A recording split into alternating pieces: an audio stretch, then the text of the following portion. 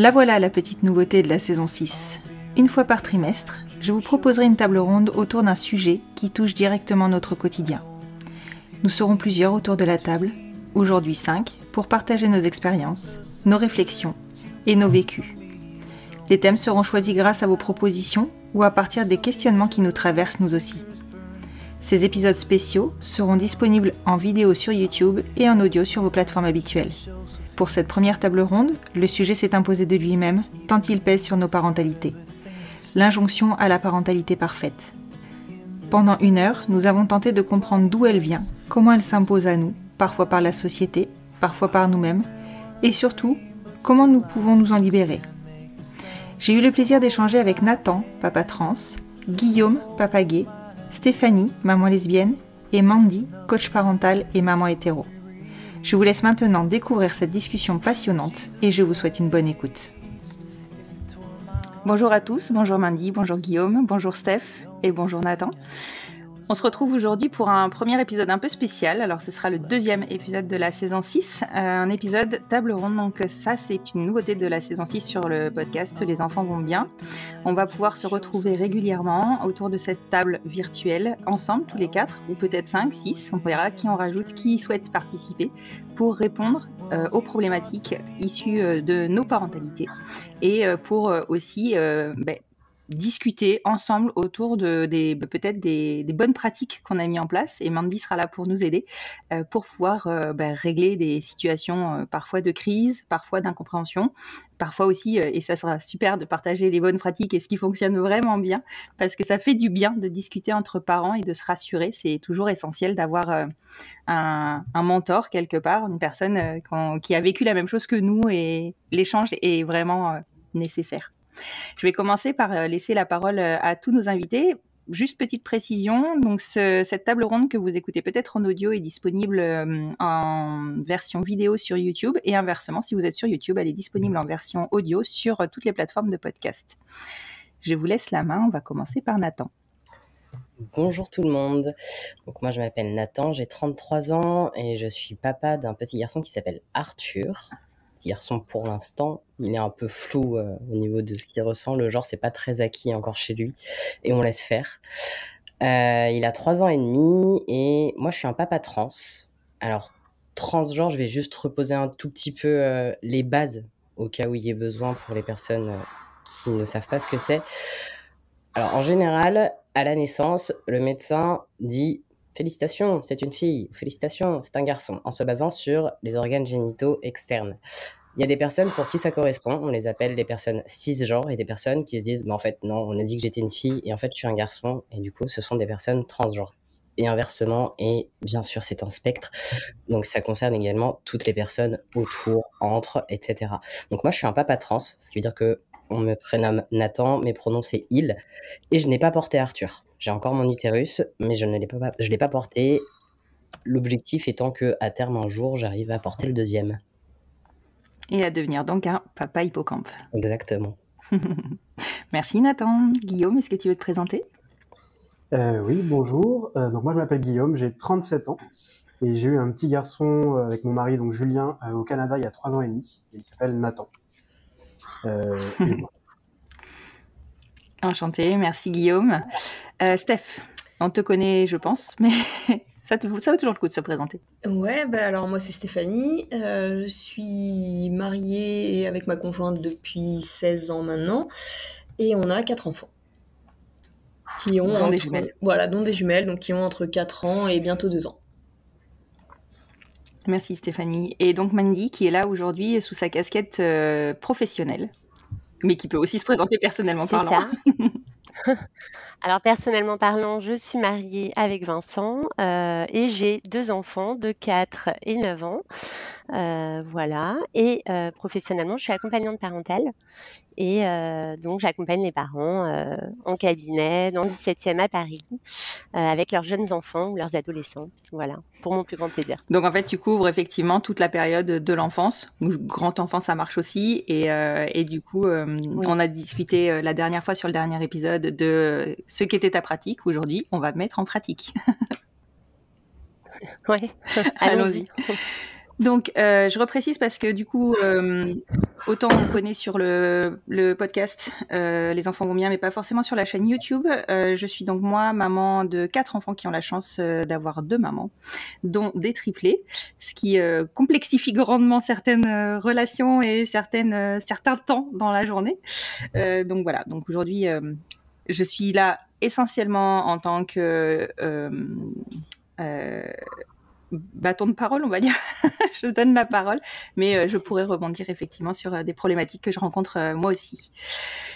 Impeccable. Donc la table ronde d'aujourd'hui, le sujet qu'on a choisi tous ensemble, c'est l'injonction à la parentalité parfaite qu'on ressent parfois tous, quelles que soient nos configurations familiales, mais particulièrement nous dans nos familles LGBTQIA.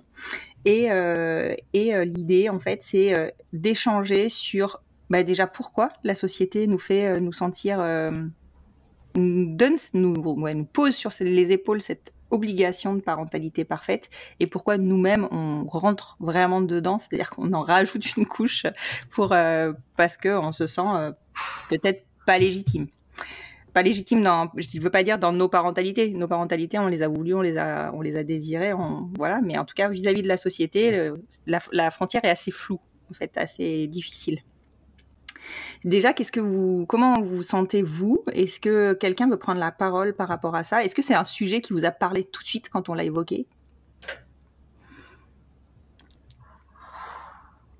Steph? Allez, Ouais. je commence.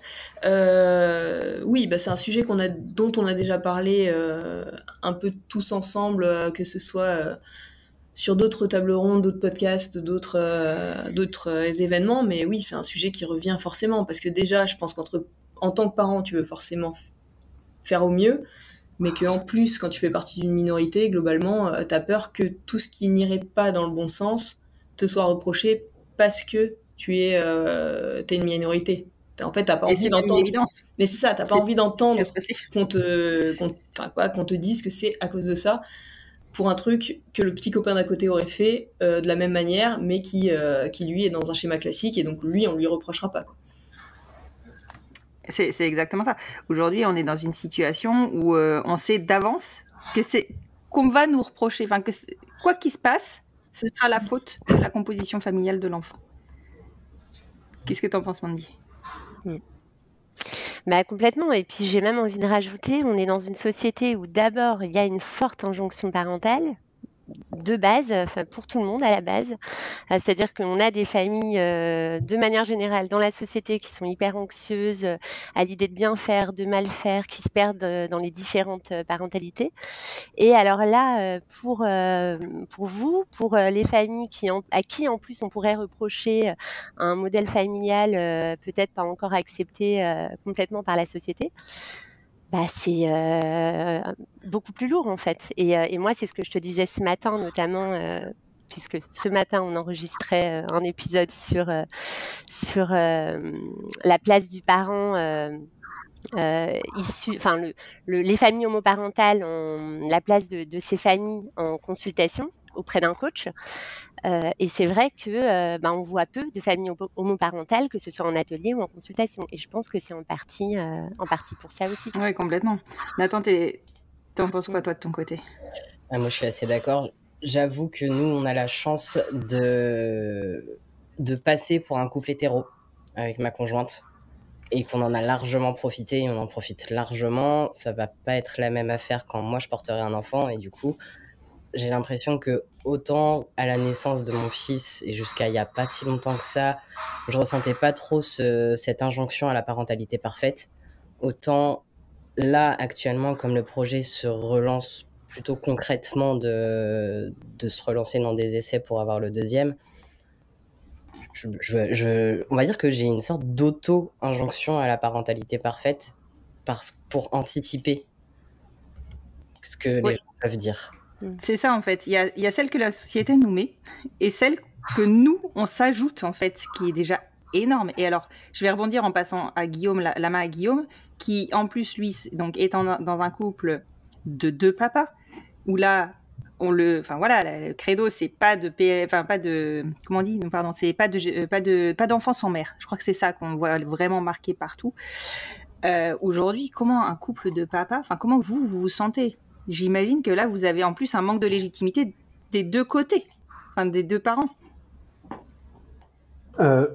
Oui, après, je pense que pour deux femmes, il y a aussi, au bout d'un moment, quelque chose qui va être reproché aussi. Mais c'est vrai que Oui. surtout, je pense, dans la petite enfance, c'est là où l'absence de mère, comme ils peuvent dire, c'est là où on va nous faire des reproches.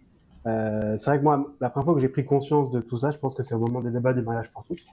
Parce que moi, dans ma tête, je me disais, bah, j'avais 25 ans, je n'étais pas du tout en âge, enfin, dans ma tête, j'allais pas faire des enfants tout de suite. Mais quand j'ai vu tout ce qui a été dit, je me suis dit, ah ouais, en fait, bah, avoir des enfants en tant que queer, ça va pas être tout de suite hyper facile, hyper accueilli, etc.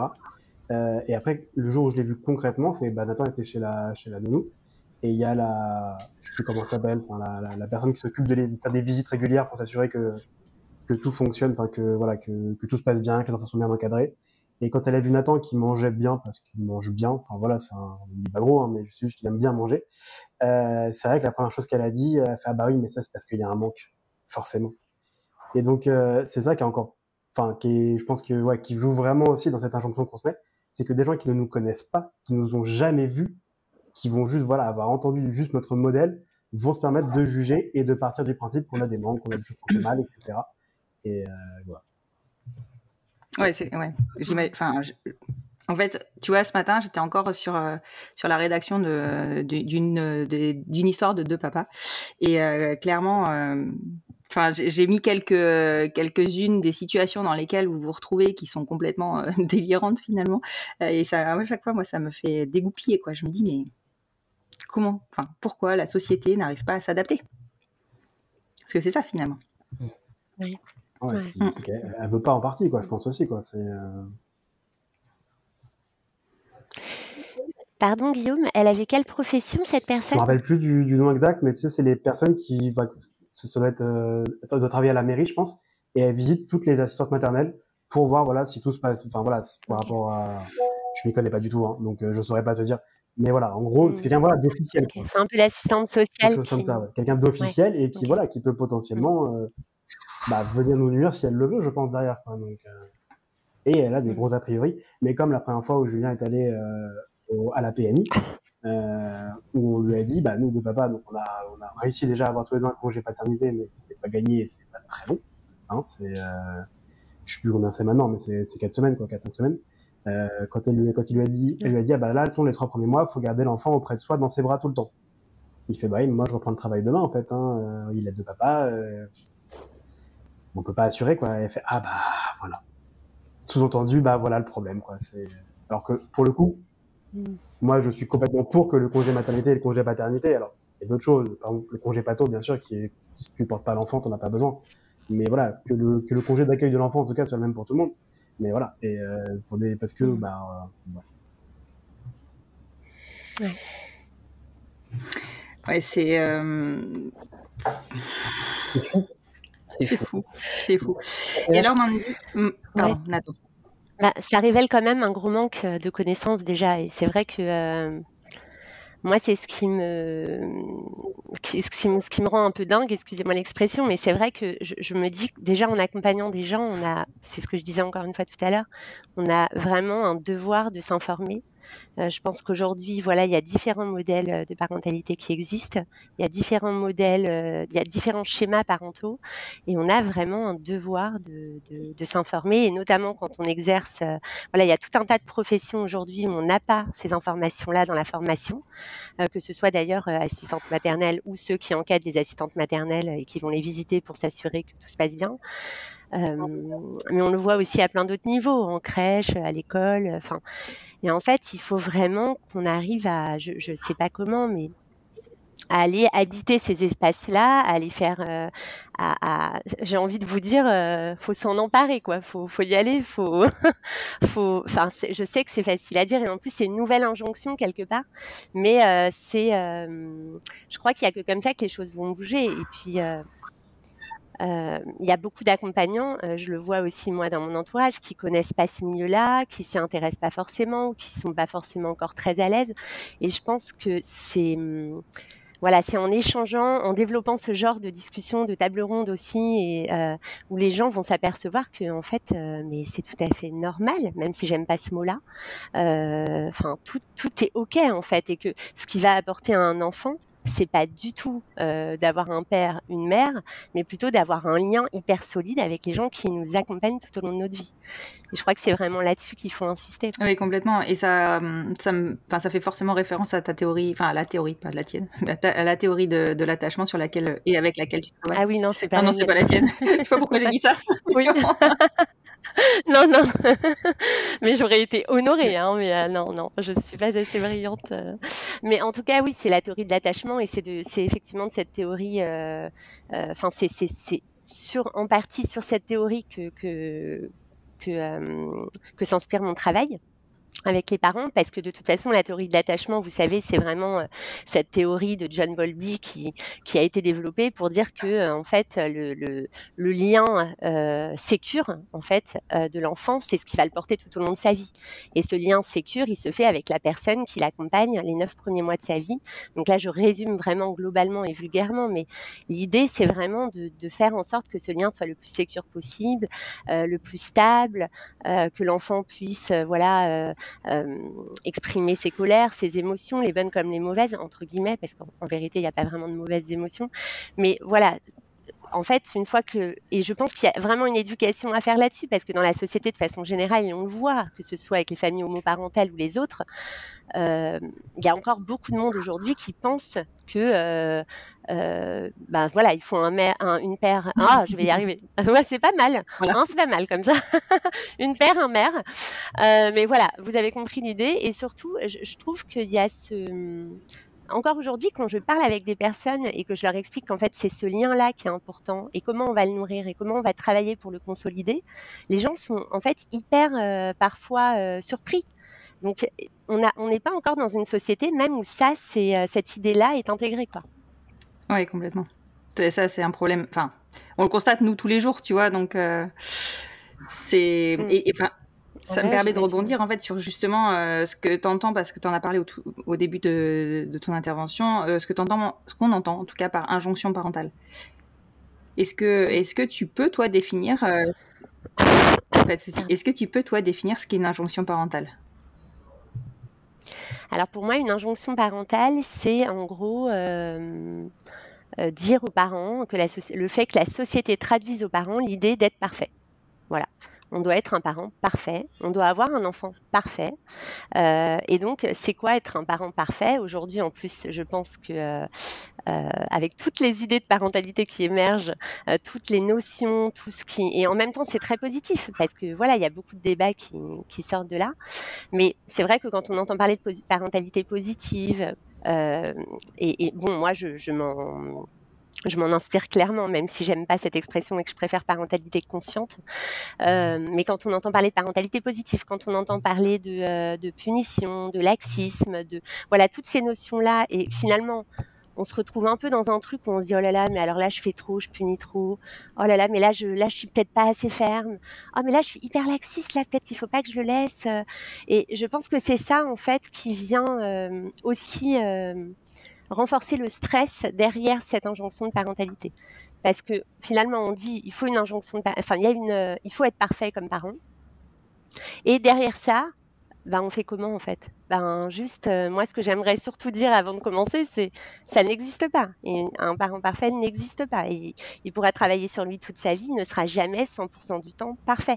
Il sera mieux que enfin, il va avancer, il va être aligné sur ses valeurs de plus en plus et de mieux en mieux, mais personne n'est parfait. Ouais, voilà. Mais je pense que vous serez tous d'accord avec moi, on va peut-être en débattre, mais les réseaux font du mal, nous font du mal sur la parentalité parfaite. Est-ce que vous vous êtes déjà retrouvés, alors Steph, je sais que tu es beaucoup sur les réseaux, est-ce que vous êtes déjà retrouvés, vous, confrontés, moi ça m'est arrivé, hein, à des profils de personnes qui clairement m'ont mis, moi, je me sentais nulle à les regarder, quoi. Alors moi, je suis effectivement beaucoup sur les réseaux, mais peut-être que le fait d'y être beaucoup, ça me fait aussi... tu sais, des fois, quand il y a des gens qui ont une vision totalement erronée de moi, et récemment, j'ai eu quelqu'un qui me disait qu'en gros, j'étais tout le temps en vacances, alors qu'en fait, j'ai 5 semaines de vacances comme tout le monde. Et je me disais, à partir de ma vie, elle est arrivée à se faire une idée complètement fausse et, je sais pas moi, remplie de palmiers et de cocotiers, de tout ce que tu veux. Et en fait, je me suis vraiment dit qu'il y avait un tel décalage entre ce qu'elle imaginait de ma vie et la réalité de ma vie, que en fait, moi, ce que je voyais chez les autres, c'était forcément pareil. Je ne peux pas savoir ce qui se passe en vrai chez les autres parce que j'y suis pas. Mhm. Du coup, en fait, c'est très facile de mettre une image de la perfection. Moi, je veux dire, je suis capable de prendre une super photo avec les enfants, tout ça, tout mignon, sauf que dans mon dos, ça va être le carnage. T'auras, je sais pas, moi, un slip de Samuel, enfin voilà, tous les trucs qui traînent dans tous les sens. Et du coup, moi, j'arrive vraiment à faire la part des choses, de me dire que tout ce qui est mis en avant, dans un sens comme dans l'autre, hein, d'ailleurs, parce qu'il y a aussi des gens qui mettent justement tout ce qui va pas, tout le temps juste ce qui va pas. Et en fait, j'arrive à me dire que dans un sens ou dans l'autre, c'est pas la réalité du monde. Il y a forcément des moments beaucoup mieux, forcément des moments beaucoup moins bien. Et du coup, non, moi, je culpabilise pas du tout avec ce que je vois. À la limite, ça m'inspire pour faire mieux, sur certains sujets, de me dire, ah bah tiens, effectivement, ça, je pourrais le mettre en place assez facilement. Par contre, si ça rentre ni dans mon emploi du temps, ni dans ma façon de faire, ni dans ce qui est mentalement possible d'imaginer faire, parce que ça me demande un investissement au moment trop important, je passe à côté. Moi, je switch, mais très facilement. Ah, c'est une super capacité. C'est une super capacité. Moi, je suis encore en train de me demander si tout à l'heure je fais vraiment un gâteau pour les maîtresses ou si je vais acheter une poche de chips, tu vois. Ah bah, et clairement, je pense que je vais faire le gâteau. Ah bah, au début, moi, je m'étais dit que voilà, je ferais des meringues, des trucs, etc. Je me suis dit, bon, finalement, j'en ai déjà fait à Noël. Cette année-là, pour la fin d'année, bah, du coup, elles ont eu un bon cadeau. Et c'est très bien. Je pense qu'elles seront aussi contentes. Oui, non, mais c'est sûr. Non, mais c'est sûr. Voilà. Mais c'est une belle capacité. Nathan, est-ce que vous êtes confronté à ça aussi, vous, de votre côté, malgré votre présomption d'hétéroparentalité? Non, pas trop, parce que pareil, un peu comme Steph, pour le coup, on switch pas mal. Et ce que je vois sur les réseaux, ce qu'on voit avec Amélie sur les réseaux, qui nous font nous dire, tiens, on pourrait mettre ça en place. Si on peut, on va le faire. Si on a l'espace pour y réfléchir, on va y réfléchir. Et sinon, on sait aussi qu'il y a des dessous qui sont pas forcément ce qui est visible sur les réseaux. Mais non, par contre, on est pas mal confronté à d'autres situations, et ça fait un peu écho à ce que tu disais, Guillaume, tout à l'heure. Je trouve qu'il y a la société et il y a les personnes qui représentent la société qui attendent de nous que notre enfant aille bien, que notre enfant soit dans les normes attendues des enfants, que nous, on soit dans les normes parentales aussi attendues des parents. Et en fait, moi, ça me fait penser à un truc que j'ai vécu il y a 2 ans et demi. C'était un moment où Arthur était à la crèche et on a commencé à se lier d'amitié avec certains parents. Et il y a une maman avec qui on est devenus assez potes, qui est venue à la maison un soir et qui observe la façon que j'ai de faire avec Arthur. Et il se trouve que Arthur, je m'en suis occupée les 9 premiers mois de sa vie, jusqu'à ce qu'il aille à la crèche. Et Arthur, je suis sa figure d'attachement. C'est un fait, personne ne peut le contester, tout le monde est d'accord avec ça. Amélie est au clair avec ça aussi, c'est la première à le dire. Vraiment, c'est pas un sujet, c'est un sujet pour personne. Et elle quand elle a vu ça, elle m'a dit non, mais c'est parce que t'es trans. T'as l'instinct maternel en fait. Il y a eu ça, et à côté de ça, il y a des situations où, à l'inverse, je vais être en mode là, j'ai besoin de souffler, j'ai besoin de temps pour moi, donc c'est plutôt Amélie qui va gérer Arthur et moi je vais me reposer un peu sur mes lauriers. Là, je vais passer pour le daron qui s'occupe pas de son gamin, qui met les pieds sous la table, qui se repose sur son transat en étant sur son téléphone. Et ouais, des fois je peux avoir un comportement comme ça, mais ça m'arrive une fois par an, je pense, sur l'espace de 30 minutes à peu près, une fois par an. Et dans ces cas-là, je sais très bien que ce que je renvoie, c'est un mec. C'est pour ça, c'est normal, c'est un mec. Donc à la fois j'ai ce discours-là de c'est normal, c'est un mec, et mais c'est normal, t'es trans, donc t'as l'instinct maternel. Donc j'oscille vachement toujours entre ça en fait. Et ça c'est compliqué à gérer. Ouais, j'imagine. Ça doit être déjà parce que c'est renier ta transition quelque part. Tu vois, enfin, c'est pas. Ouais, ça doit être hyper compliqué à gérer. Et Guillaume, vous de votre côté? Excuse-moi. Ouais, du coup, sur les réseaux, moi, je vous rejoins aussi. Hein, j'arrive à faire la part des choses. Moi, je vais par contre beaucoup m'agacer de voir des fois des gens qui vont avoir des méthodes enfin, qui vont mettre publiquement des méthodes, par exemple, le coup de, on les met devant le dessin animé, ça permet d'avoir 30 minutes de repos à maman. Déjà, le côté très hétéro, genre, parce que papa, bien sûr, ne fait rien. Et aussi, bah non, il a moins de 3 ans, en fait. Ok, si sa tête en a besoin, je suis pas là pour juger les gens. Mais par contre, de faire la propagande de ça sur les réseaux, ça va me gêner. Et après, effectivement, les parents parfaits, comme vous parliez, une fois j'en ai vu un, il disait, bah oui, on passe toute la journée avec les enfants, et puis on fait le ménage la nuit, pendant qu'ils dorment, comme ça, on est sûr de pas rater de moment avec eux. Ouais, ben moi, la nuit, je dors, les gars, en fait, quoi. Donc, au bout d'un moment, pour moi, c'est tellement surréaliste que ça n'est même pas crédible, quoi. Donc voilà, par rapport au réseau, puis je pense que l'algo a compris ça aussi, donc j'ai pas trop ce genre de propositions. Donc j'ai plutôt des activités manuelles, trucs comme ça à faire avec Nathan, mais il n'arrive jamais à faire parce qu'il est trop dispersé, ce garçon, mais bref. Voilà. Par contre, je vais rebondir sur ce que disait Nathan, parce que un truc qui se rapproche un peu que j'ai eu quand on est arrivé à l'école, quand on est la réunion de rentrée. Bon, déjà, la directrice nous dit « Ah, trop bien, vous êtes nos premiers ». Bon, super. Trophée. On a une médaille, est-ce qu'on a quelque chose Bon, après, elle a peut-être, tu sais, le truc des familles et tu grattes, tu sais, comme quand tu coches, tu sais. visité le pays, tu grattes le truc. Là, pareil, du coup, elle a pu gratter la cage de papa, quoi.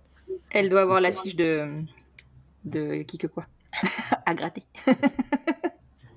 Après, voilà, je me suis pas trop énervé déjà parce que je rentrais à l'école, donc on n'avait pas commencé sur un conflit. Puis après, elle m'a dit oui, parce que mon fils vient de faire son coming out, du coup, je suis contente de pouvoir lui dire que je vous ai rencontré et tout, machin. Donc voilà, c'était extrêmement maladroit, mais bon, tu te dis, ok, on va parler, on va se revoir, etc.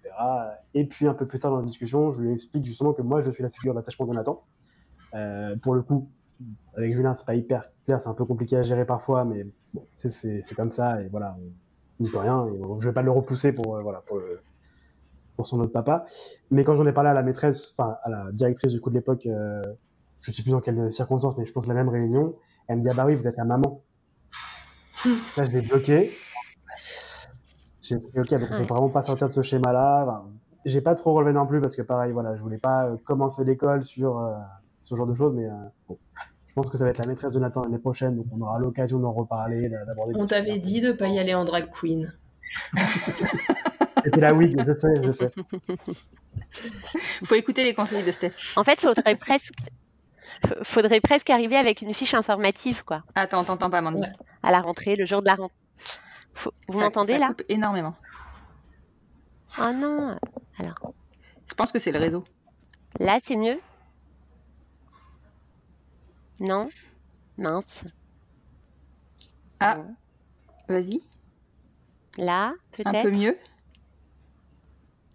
D'accord, je tente. On essaye. Ok. Ce que je voulais dire, c'est qu'il fallait presque arriver le jour de la rentrée avec une fiche informative. Si, avec une fiche informative. Qu'est-ce que tu entends par fiche informative ? Voilà comment ça marche. Alors, on vous explique. Tout n'est pas forcément genré. Il peut y avoir tel schéma parentaux. Il existe telle chose. Voilà. Et puis, on les informe, quoi. Non, mais c'est vrai que j'en rigole, mais en vrai, il y a un vrai manque d'infos. Ah oui, complètement. Quand on regarde. Complètement. Pour rebondir sur ce que disait Guillaume tout à l'heure sur la première anecdote dont il a parlé, moi j'ai dans le même esprit, alors si ça se trouve Nathan est dans l'école où étaient mes enfants, je ne sais pas, la maîtresse de grande section des enfants, non Nathan est trop petit, me dit oh vous savez pas quoi, l'année prochaine j'ai un couple de 2 papas qui vient avec ses enfants, enfin son enfant, je crois qu'il y en avait qu'un, du coup j'ai demandé à m'en occuper parce que maintenant je sais faire. Ok. Parce qu'avant, tu savais pas faire, tu savais pas t'occuper d'enfants. C'est ça. Mettre à part, C'était maladroit, mais c'était mignon quelque part. Mais bon, voilà, je me dis... ça fait un peu animal tropical, quoi. C'est ça, ça peut être mal reçu quand même. Mais bon, un peu c'est vrai que... Vas-y. J'allais dire, un peu dans le même genre. Bon, nous, Samuel, il est un peu turbulent, on va dire, quand même. Très vivant. Et du coup, il y avait la maîtresse qui nous avait dit oui, il fait partie d'un petit groupe de 5 garçons, bon, un peu turbulents, etc. Bon, est-ce que vous pensez pas que lié à votre schéma familial, il y aurait un petit manque, un peu de recadrage ? Et du coup, je lui ai dit direct, mais attendez, on n'est pas 5 familles homoparentales dans l'école, donc les autres, ils ont forcément un papa, on est d'accord ? Bon, à partir de là, c'est que c'est pas ça le problème. Et effectivement, du coup, elle a tout de suite dit oui. Vu comme ça, effectivement, c'est pas ça le problème. T'as toujours la bonne répartie, toi. Moi, à chaque fois, je reste sans voix, tu sais. Ok, oui, d'accord. Bah non, mais là, enfin, honnêtement, déjà, quand elle m'a dit est-ce qu'on peut discuter, je m'attendais à un truc. Alors, tu vois, des fois, je prépare mes réflexions avant pour pouvoir mettre la bonne punchline au bon moment. Mais voilà, il y a des trucs comme ça, tu sais que ça va te tomber dessus à un moment. Donc ouais, j'en ai deux, trois encore en stock. Elle peut venir. Elle peut venir. C'est prêt. Et alors, quand on en a discuté, Mandy, avant le début de cet épisode-là, on a parlé de l'injonction à la parentalité parfaite, mais on a aussi parlé de l'injonction aux parents sacrificiels. Au fait de se sacrifier en tant que parent pour son enfant et donc de s'oublier quelque part. Et moi, dans les enregistrements, alors je vais pas citer parce que pour le coup, déjà, je suis pas professionnelle, donc, mais j'ai effectivement identifié plusieurs fois ce type de comportement, si on peut dire, dans mes invités. Et à chaque fois, tu sais, j'ai envie de dire, mais regarde, en fait, tu t'oublies. Enfin, est-ce que je sais pas si Steph, Nathan et Guillaume, vous vous reconnaissez dans le fait que vous puissiez effectivement tout donner à votre enfant, parce que c'est vrai qu'on les a attendus, qu'on les a désirés, que ça a été compliqué de les avoir, nos enfants. Donc évidemment que je pense qu'on les coucoune un peu beaucoup, mais est-ce que vous vous reconnaissez dans cette injonction-là? Complètement. Toi, ça m'étonne pas du tout, Nathan. Mais c'est un truc sur lequel je travaille et que j'apprends là depuis qu'on a déménagé à Paris. Ça va mieux. J'essaye de travailler là-dessus justement et de prendre du temps pour moi et d'apprendre à prendre soin de moi. Ce qui n'était pas le cas avant. Vraiment, j'avais complètement ce comportement sacrificiel, mais à 4000%. Et consciemment ou Oui. Consciemment. Ah oui. Parce que des fois, c'est pas conscient. Non, c'était complètement conscient. Je pense que là où c'était pas un problème, c'est que ça m'allait. Et que à partir du moment où c'est devenu un problème, là, j'ai commencé à me dire, il faut que je change quelque chose, il faut que je fasse différemment, et du coup, j'essaye de faire différemment. Après, c'est pas facile. Hein. Voilà. On fait ce qu'on peut. C'est-à-dire que le projet ne dure pas 48 heures. Hélas. Ouais, moi, je suis un peu... comment dire, en évolution aussi. Quand on a vécu Alix, bah, c'était forcément la première, la grande. Enfin, c'était la première, et je pense que j'étais effectivement pareil à je sais pas combien de pourcents, mais beaucoup. Et mais ça, c'était conscient, mais c'était pas subi. C'est-à-dire que effectivement, à partir du moment où elle était réveillée et jusqu'au moment où je la couchais, je jouais avec elle. On n'était pas, enfin voilà, que ce soit moi ou MC d'ailleurs, mais il y avait pas de moment vraiment où elle jouait seule. Quand elle a commencé à grandir et qu'il y a eu Samuel, bah forcément il y avait des moments où il fallait qu'on s'occupe du petit frère, et du coup elle a commencé à apprendre aussi à jouer seule et forcément à s'éloigner un petit peu, et du coup c'était toujours un peu, je dirais pas subi, mais c'était toujours un peu toujours dans l'investissement, parce que bah en fait on avait juste remplacé du temps avec Alix par du temps avec Samuel, mais pas encore du temps pour nous. Du coup, bah, quand il y a les jumelles qui sont arrivées, autant te dire que le temps a encore diminué. Et en fait, je sens là maintenant, où il y a les journées un peu compliquées, bah, les jumelles arrivent sur leurs 2 ans, donc c'est forcément intense. C'est la période où elles veulent tout faire toutes seules, mais qu'en fait elles n'y arrivent pas, donc elles sont très frustrées, donc il y a tous les cris, voilà. Et là maintenant, je sens des fois le soir qu'il faut que je coupe, il faut que j'aille m'aérer, il faut que je fasse un truc. Donc moi j'ai repris un peu le sport, tant qu'à faire, autant faire les choses qui vont aussi pour ma santé. Donc ouais, j'ai repris des temps pour moi, parce que je sentais que je commençais à être à bout de nerfs, et que quand les choses commencent à m'énerver, alors qu'il y a aucune, enfin c'est pas qu'il y a aucune raison, mais un truc, je sais pas moi, une fourchette qui tombe, bon, je peux m'en remettre sans que ça m'énerve. À partir du moment où ça commence à m'énerver, c'est qu'il faut que je fasse une pause, quoi. Et ça, par contre, maintenant, je sais l'écouter, ce que je savais pas forcément faire.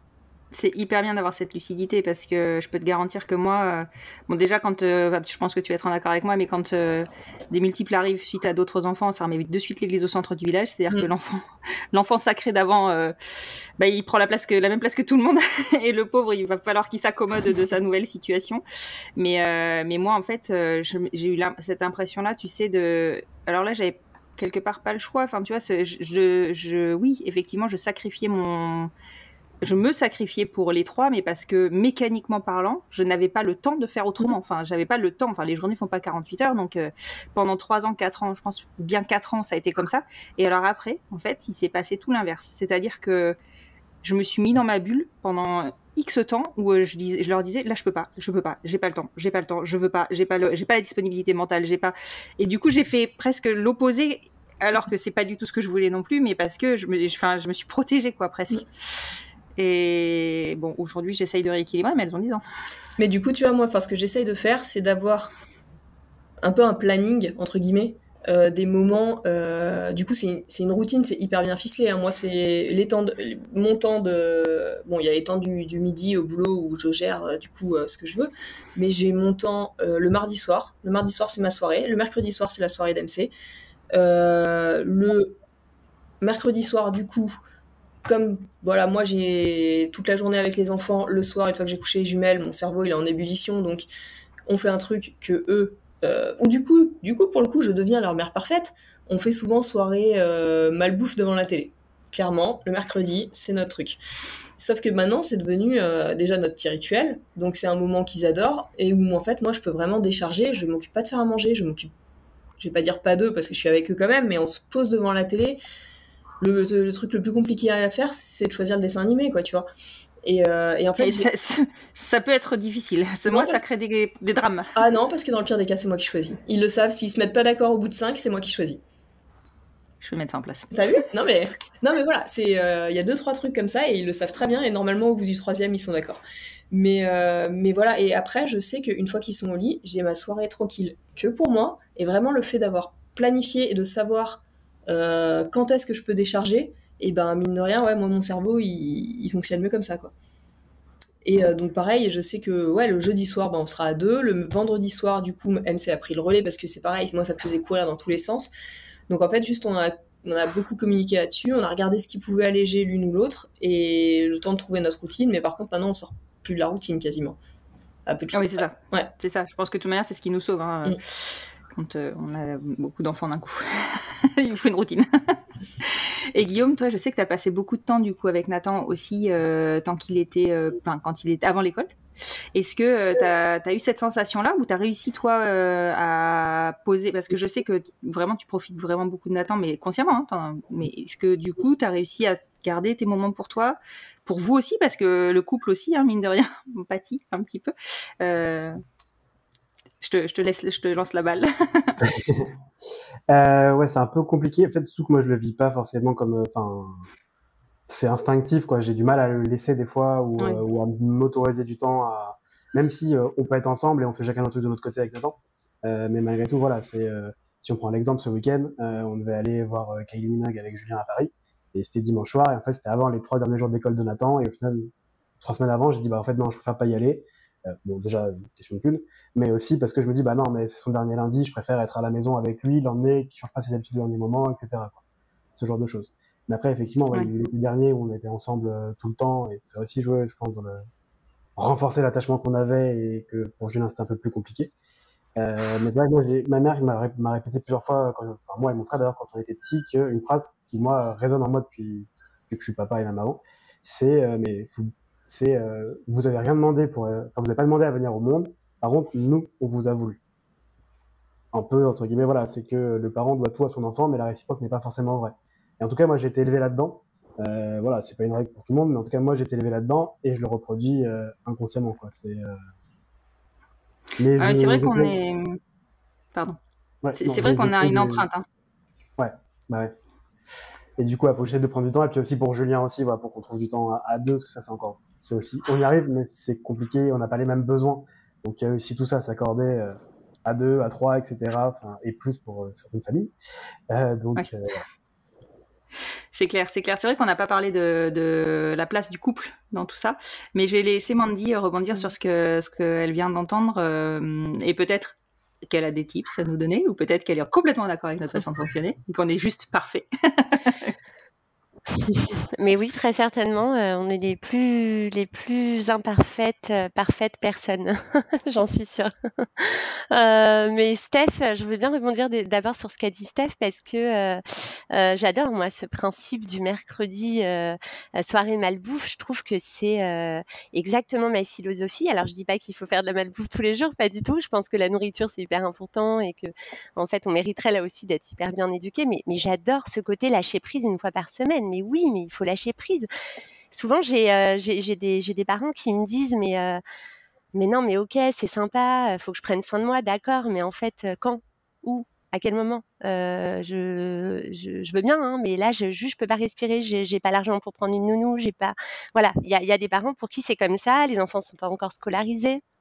Bref, il y a tout un schéma qui s'est mis en place et en fait, ils n'ont pas de relais. Et je trouve que cette méthode de lâcher des choses, elle est essentielle en fait, parce que c'est là où on va respirer, c'est en lâchant. Moi, je vous donne une anecdote très personnelle. Quand j'ai eu ma première fille, j'ai découvert un truc et je me suis dit, mais c'est trop bien Du coup, je l'ai gardé pour mes deux filles.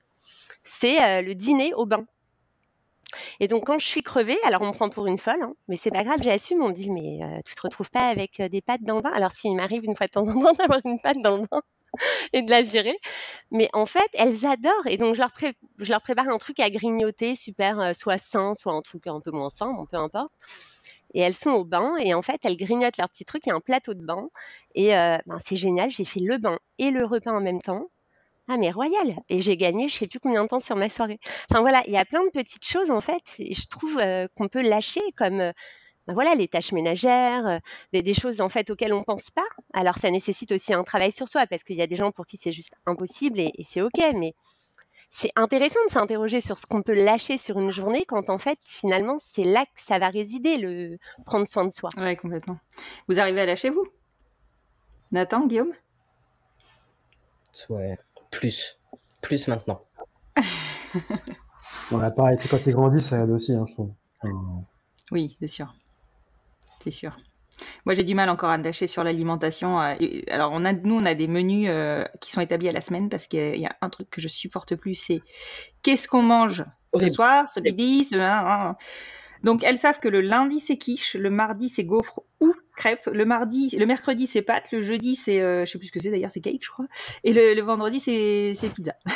Et les pizzas, mais voilà, les pizzas, c'est que quand je dois aller les acheter au supermarché, mais ça m'arrache le cœur. Je me dis, mais je peux les faire, je les fais d'habitude, hein. Et je n'arrive pas, quoi. J'arrive pas à lâcher, je dis. Et à chaque fois, je me retrouve au supermarché, je fais, non, mais c'est bon, je vais les faire. Ça sert à rien, enfin, c'est complètement, voilà.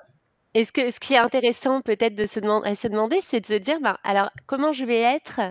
Est-ce que je vais être de meilleure humeur si je fais la pizza là, ou je vais être de meilleure humeur si je vais l'acheter? Et donc dans ce cas-là, le moment sera meilleur. Ouais, c'est vrai. Oui. Mais après la cuisine pour moi c'est mon exutoire, donc ça va. Ouais. Okay. Guillaume, toi de ton côté? C'est Julien, c'est l'exutoire, la cuisine, donc. D'accord. Donc je le laisse faire. Moi, ça me va. J'aime bien faire à manger, mais pas trop souvent.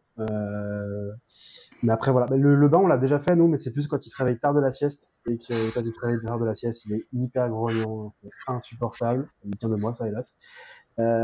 Et du coup, ouais, on le met dans le bain. Comme ça, déjà, ça le rafraîchit. Ça lui remet un peu les idées en place. Et il est tout content parce qu'effectivement, ça change. On lui met pas de mousse, du coup, parce qu'il y a à manger et que ça tombe tout le temps, quoi. Mais il a son petit truc et tout. Il met un peu de musique ou une histoire à écouter.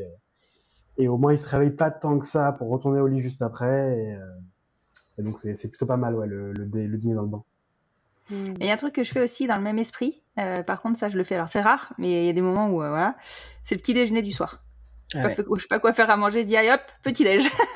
Là, elle se débrouille. Non, les dîners petit déj, c'est trop bien, même en tant qu'adulte. Ouais.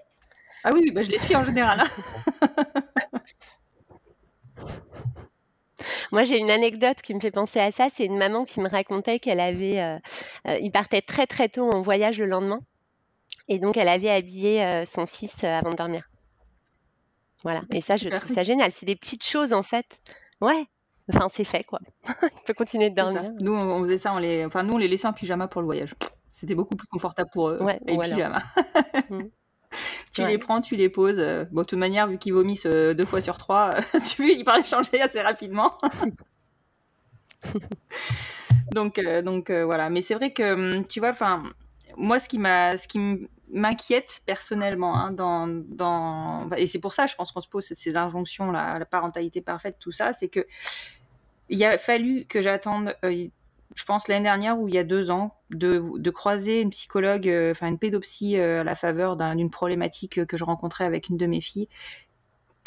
Pour qu'elle me dise, vous savez, on peut se tromper. Les études ont prouvé qu'on pouvait se tromper au moins 50% du temps et que ça n'avait aucun impact sur l'enfant. Et moi, j'étais persuadée que le moindre écart, c'était fini, j'allais rater mon enfant, j'allais pourrir la vie et que je pourrais rien rattraper. J'ai compris il y a peu qu'en fait, avec l'amour, les enfants pardonnent beaucoup de choses.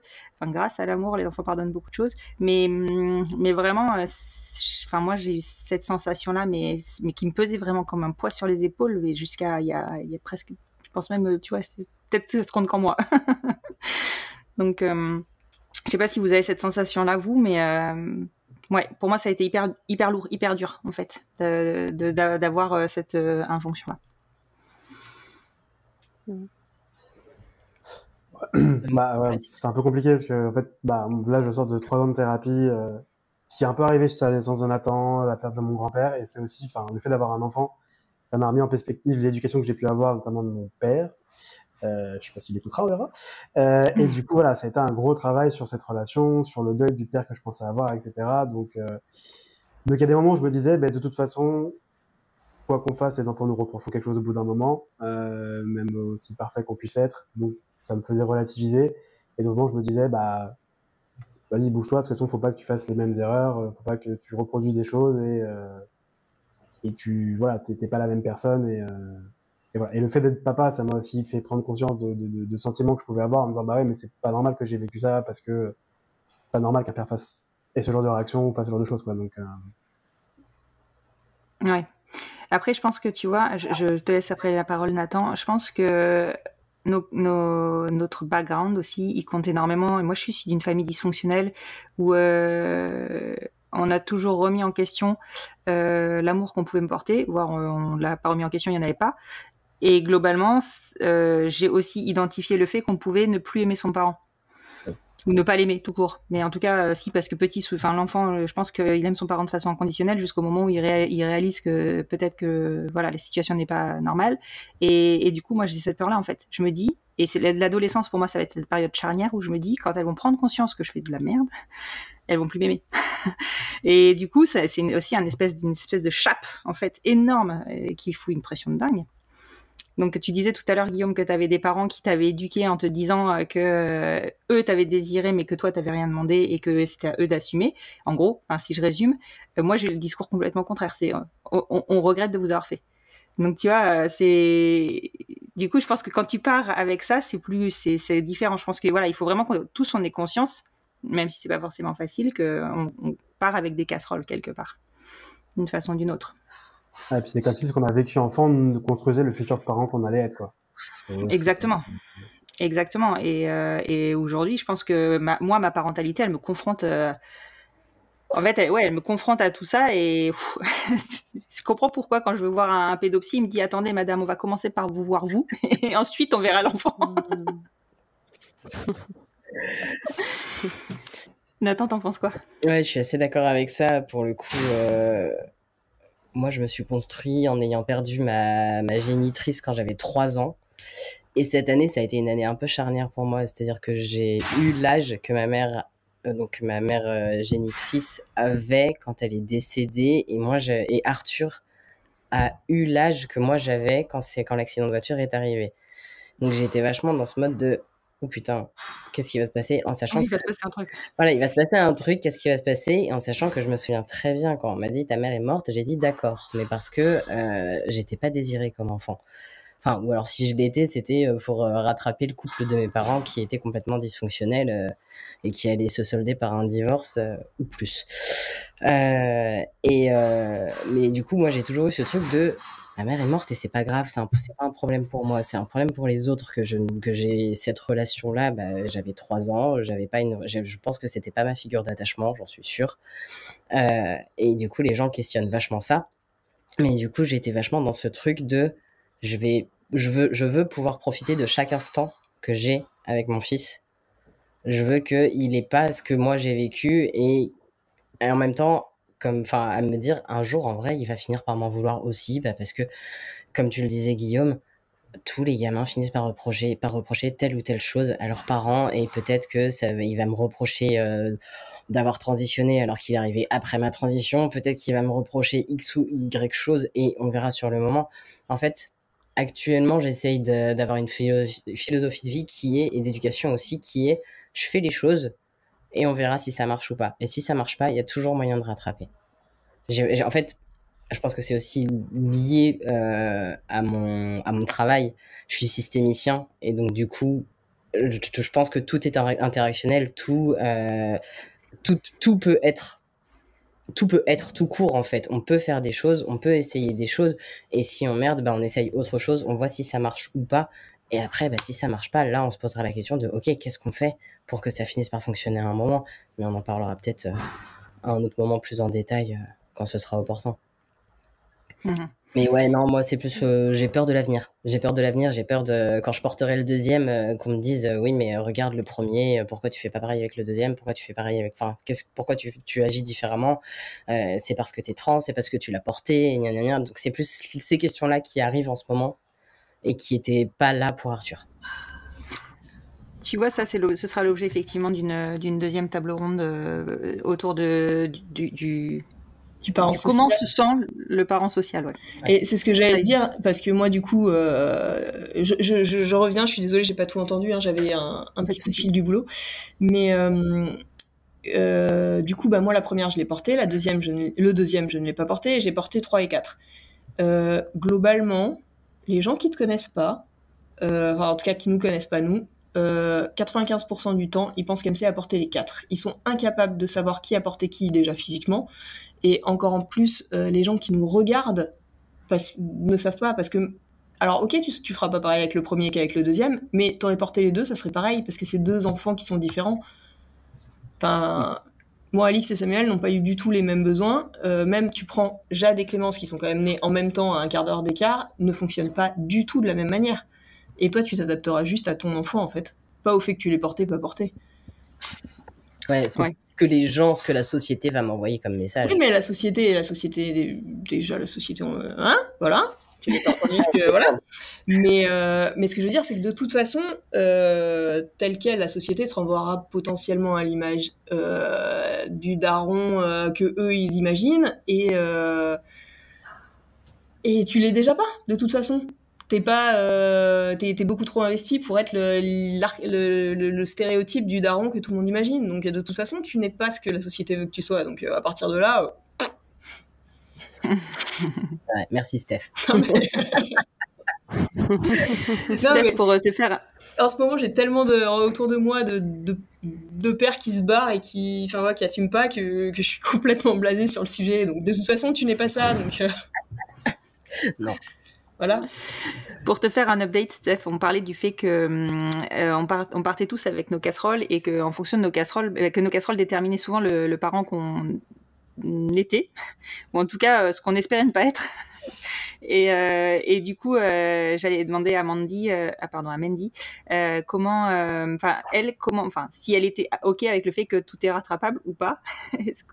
Comment est-ce qu'on peut corriger le tir? Est-ce qu'on peut le faire tout court si ça va pas? Mais moi, je pense complètement que tout est rattrapable. Après, alors bien sûr, je vais faire la distinction entre, mais là on n'y est pas, mais des familles où il y a énormément de violence physique, etc., où là forcément il y aura du travail psychologique à faire pour l'enfant, etc., mais là on n'est pas là-dedans.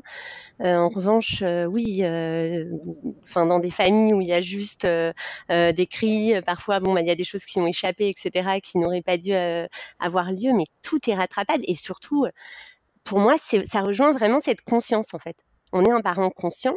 Donc, être un parent conscient, c'est pouvoir se dire, merde, j'ai merdé là, en fait. J'ai merdé, et comment je rattrape, comment je répare? Je retourne voir mon enfant. Alors, plutôt que des excuses, on peut lui demander comment il s'est senti. On peut en parler avec lui, on peut poser des mots sans forcément l'assommer d'informations. Mais voilà, il apprend aussi, parce que c'est vrai qu'on est dans une société, vous parliez d'erreur tout à l'heure, on n'a pas le droit de se tromper. Mais en fait, ça commence dès l'école, cette injonction-là.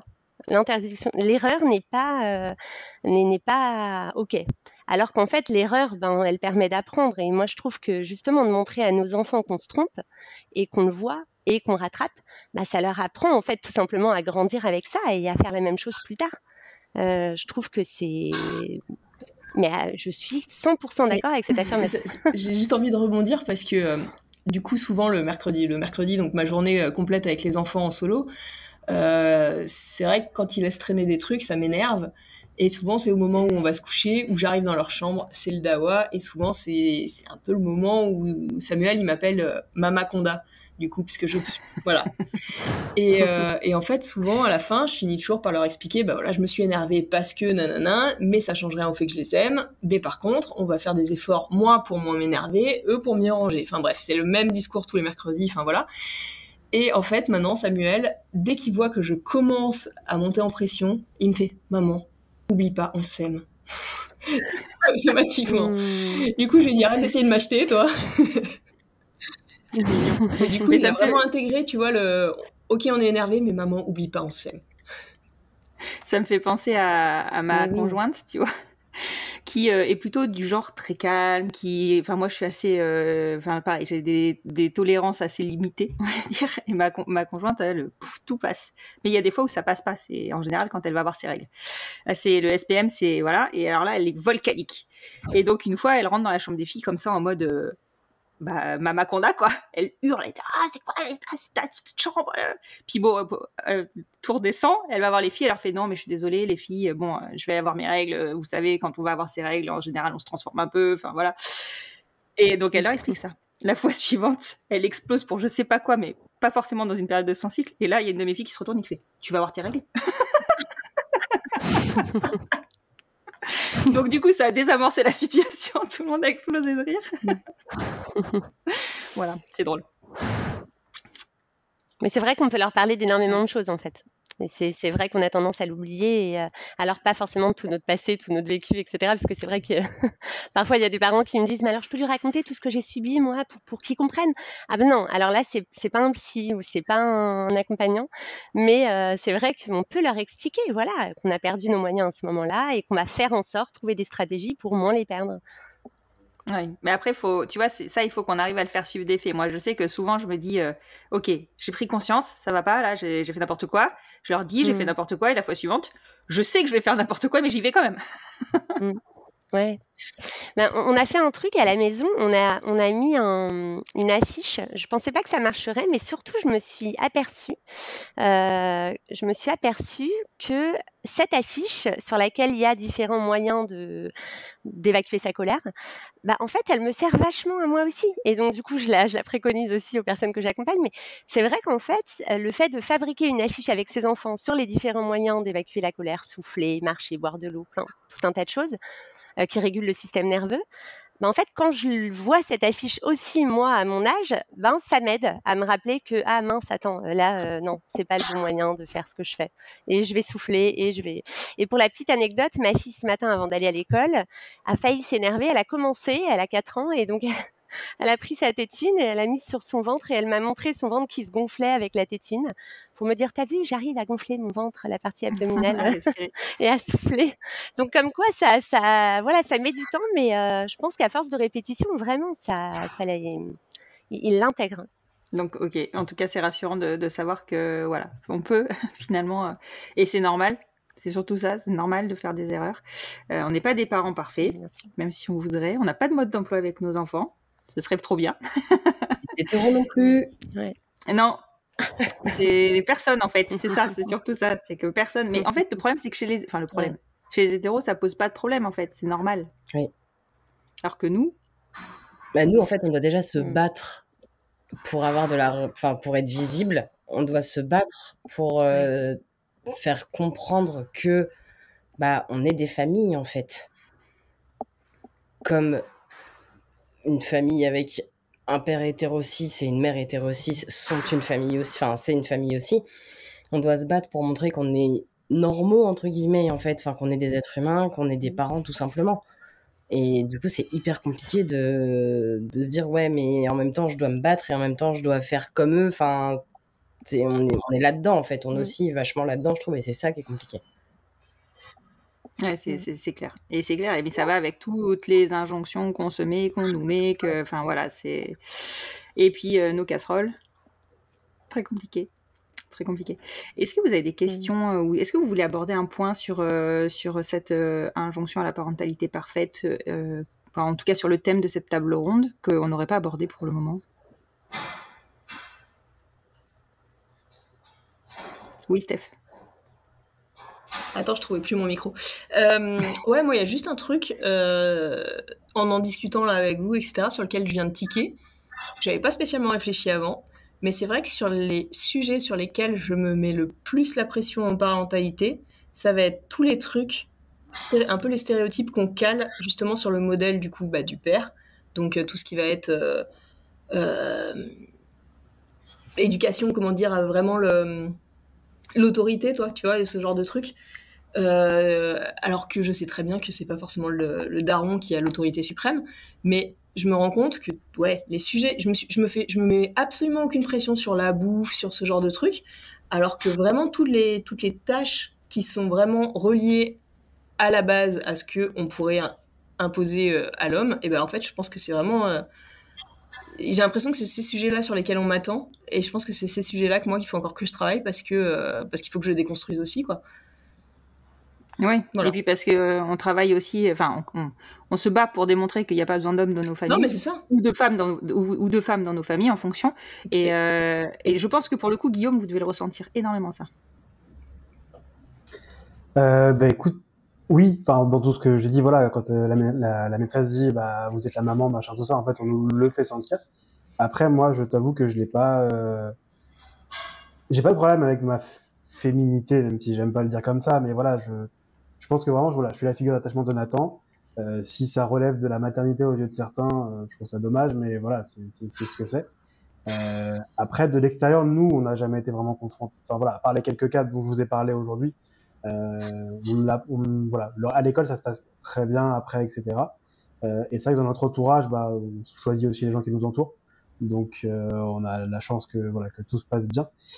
Mais c'est vrai que dans les histoires que je peux entendre, en tout cas, de gens voilà dans la même situation, qu'on soit adopté, soit fait des GPA, c'est vrai que voilà, au regard des gens, c'est plus compliqué de voir deux papas que deux mamans, par exemple.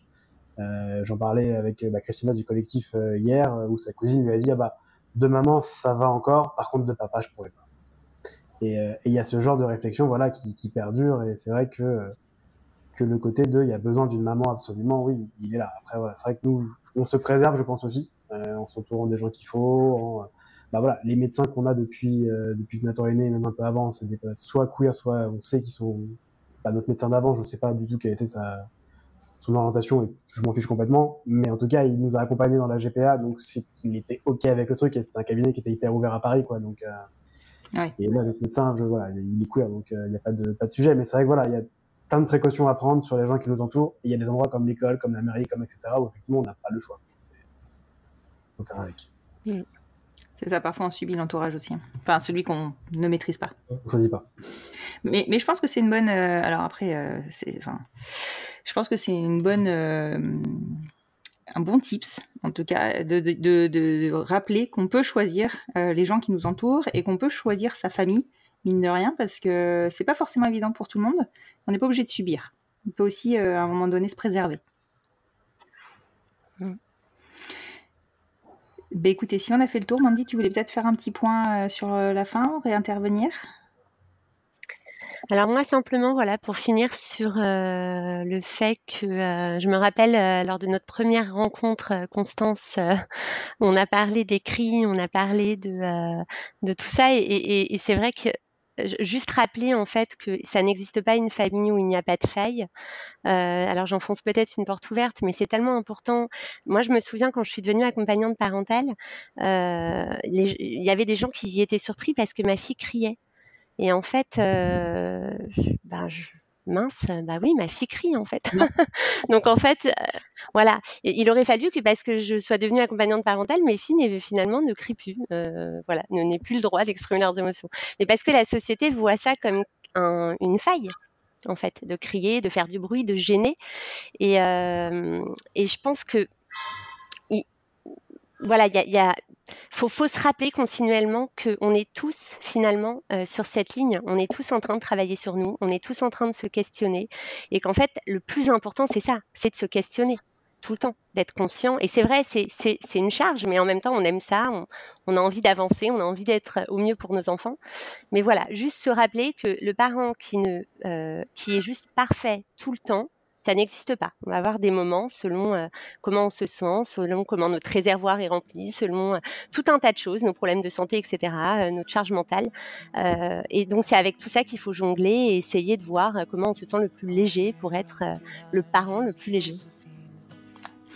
Merci Mandy, merci à tous les trois, enfin tous les quatre au total du coup, mais comme je viens de remercier Mandy, voilà, pour cette table ronde. On se retrouvera si ça vous dit pour d'autres sujets qu'on va pouvoir traiter, des sujets que vous allez pouvoir tous les quatre me soumettre ou peut-être nos auditeurs, parce que j'imagine que bon, à force on va peut-être tourner en rond sur nos sujets.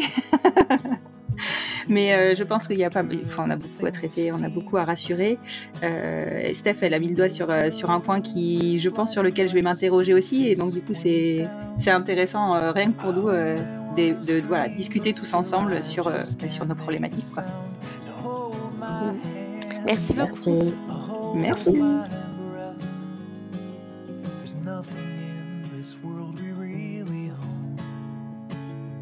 Jesus Christ, if you tore my heart out, the only thing I'd feel is less alone, less alone.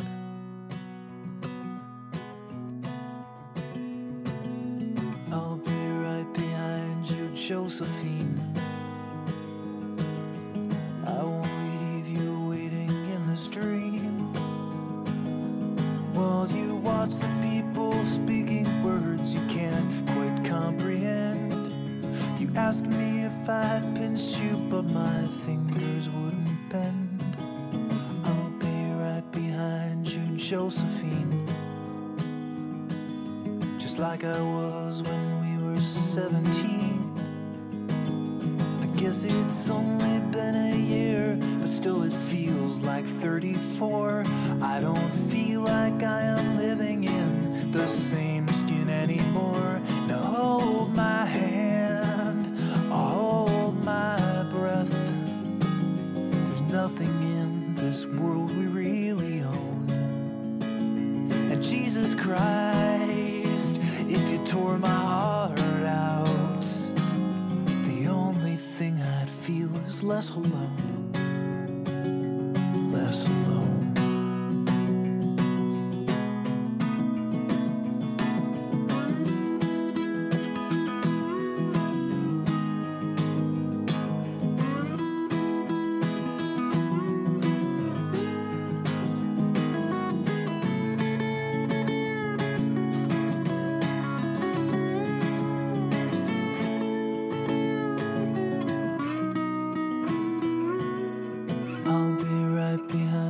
Josephine, even when my soul's an amputee, and my bleeding heart is sinking in the lake inside my chest. So I grab what I can cling to and I leave behind the rest. Now hold my hand, I'll hold my breath. There's nothing in this world we really own. Jesus Christ, if you tore my heart